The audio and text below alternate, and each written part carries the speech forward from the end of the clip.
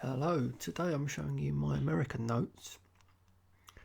I have a reasonable collection of American notes, nothing that special. Firstly, we have a specimen note. This is something that the banknote printing companies would use to sell or mock up designs. It's not very expensive, but it's an interesting thing. And we have a few obsolete notes from the Citizens Bank of Louisiana. I bought these at an antique fair from a gentleman who had lots of coins and a selection of notes.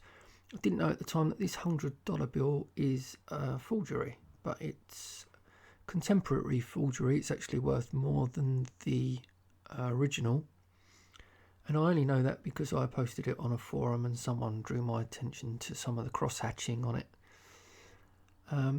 These are from the, I can never pronounce it, Cochituate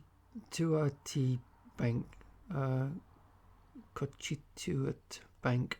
Anyway, I haven't got many of those. I won those at auction and I got them for the opening bid. I just wanted a few examples of those sort of things. We're on to American notes proper, as I would consider them. The larger size, old silver certificates. That's a Black Eagle note. Not in the best condition in the world, but they're still attractive notes. $1 and a $2. These are, I think, from the end of the 19th century, 1896. Somewhere around there, I think. I haven't got my book to hand. It's obviously all the information. They came.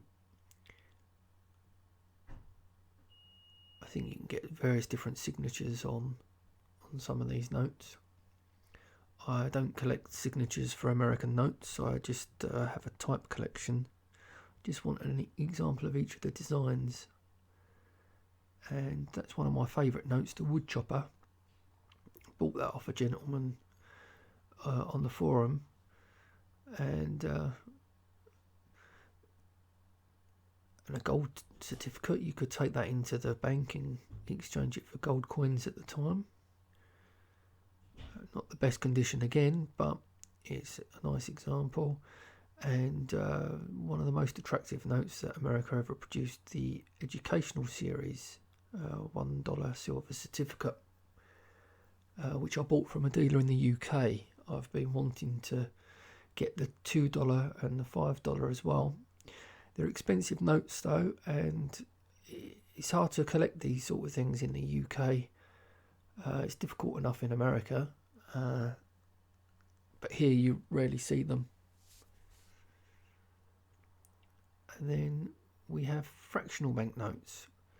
Don't generally buy certificated notes. I don't like them in these plastic holders particularly, but sometimes that's how they come, and I'm not going to break them out of those holders. So fractional notes were produced in the mid 1800s. This is actually a propaganda note, which is an interesting thing. I won't show you the full insides of it because it's extremely anti-Semitic. This was produced, I think, by Germany to mimic dollar bills, and it's got some horrible propaganda inside. But back to the fractional notes. They were produced in the mid 1800s, and they started off as what was called stamp money. Perforated, they'd be torn apart, and there's some different denominations of the first series. There's 4 main series of these notes. None of them have serial numbers like normal banknotes. These have like a gold halo around the head in the centre. This is the second series, 5, 10, 25 and 50 cents. And they look quite the same from the front, but the backs have got different colours to them with the denominations there. And then I think these are 3rd series ones. They're not organised particularly well at this time. 25 cents, we've had the 50 cents, that's the 10 cents and the 5 cents.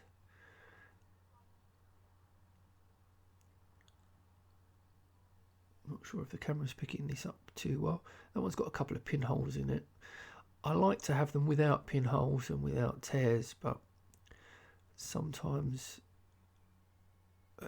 this is the sort of thing as well you don't see for sale that often in England. So, and if you buy them from the States and you have to pay import duty, it's no value. These ones are the same, but the seal colour's different. One's got a green seal, one had a red seal. 25 cents, that one's nice and crisp, immaculate. 50 cents isn't quite as good. Got a crease down the middle of it.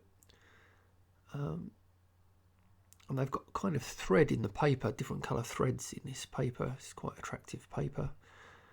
I suppose that was a form of security at the time. The Lincoln 50 cent is the most recent edition. That's one of the harder ones to get. 15 cent one there. This is a 4th series. A nice 10 cents uncirculated. And the backs are quite busy designs. Got a bit of hay fever today. I hope that's not coming across too much on the microphone. Justice Seated, that was the one that I got one before last. It's got the corners torn on it, but aside from that it's quite a nice note with the red back. I guess I could add some different variants to these. I'm sure some of the backs are different colours. You can get that last note with a green back as well. Stanton 50 cent there, and another 50 cent. So they had a few different variations in series 4. And then these ones are tickets for the World's Columbia Fair exhibition, and they're not strictly speaking banknotes, but they are in the same style as the fractional notes, and I think they're quite attractive. They've got portraits of them, of interesting characters: Columbus, Benjamin Franklin, Abraham Lincoln. Different colour backs saying good for admission. And these two are the rarer ones, the one with the Indian on it, and with handle. Handel's ticket only used to get you into the music section of the fair, so obviously they produced less of those. I suppose most people wanted to see the whole fair. And that's a small size $20 gold certificate. Again, exchangeable for gold in the bank at the time. And then we have a couple of blue seal silver certificates. You can see the size difference between the old style notes and the modern size notes. And the backs have got different designs on them also.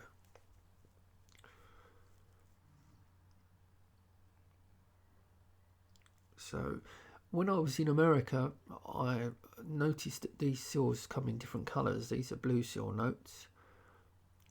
Currently, they've got green seals on the notes. And so I thought it'd be nice to try and collect each denomination with each colour seal. So these are red seal notes. 1, 2 and 5. I guess I can add some other denominations with the red seals.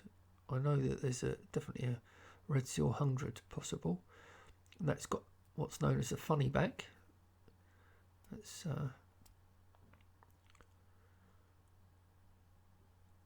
nice note, I think.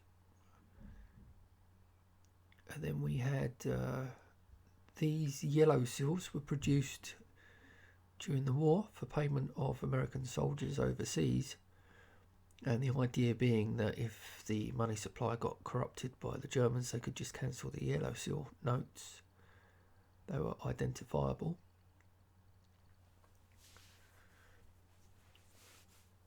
and I think I only produced these in the 1, 5 and 10. And similarly, there were concerns about Hawaii, so they produced a brown seal Hawaii.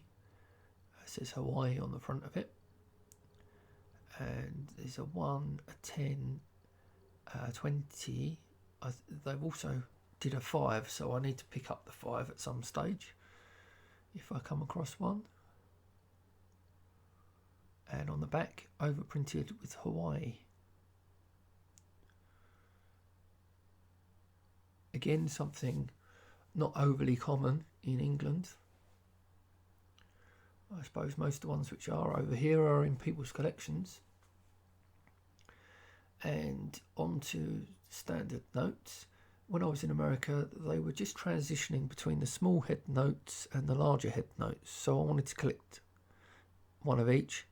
And later on they produced the colorized notes.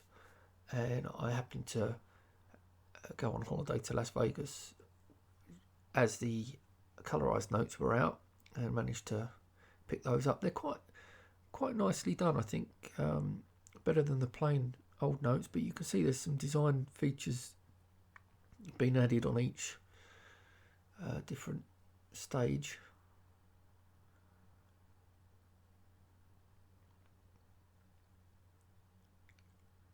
The borders are much different on the older, smaller head notes. So I tried to get the small head, the large head and the colorized for each denomination, which I've succeeded in doing. Just out of circulation, some of the notes are better than others. You can see the 20's got a slight bit of ink on the edge. I'm sure I must have been able to get a better one than that, but that's what I ended up with. Nice crisp 10 with small, large, colorized. Not particularly interested in serial numbers, but some people are. It's particularly in America, people like ladder notes and notes with a repeating digit and that can be read forwards and back. That one's got a star next to it. They're always worth a little bit more than the ones without stars, because star notes are replacement notes. They're rarer notes. And then we have some $2 bills, which I wasn't even aware existed before I spent time in the States. And some $1 bills. And lastly, some Disney dollars. Disney dollars are a collectible in themselves, I guess. But they're quite an American thing, so that's my collection. Thanks for watching.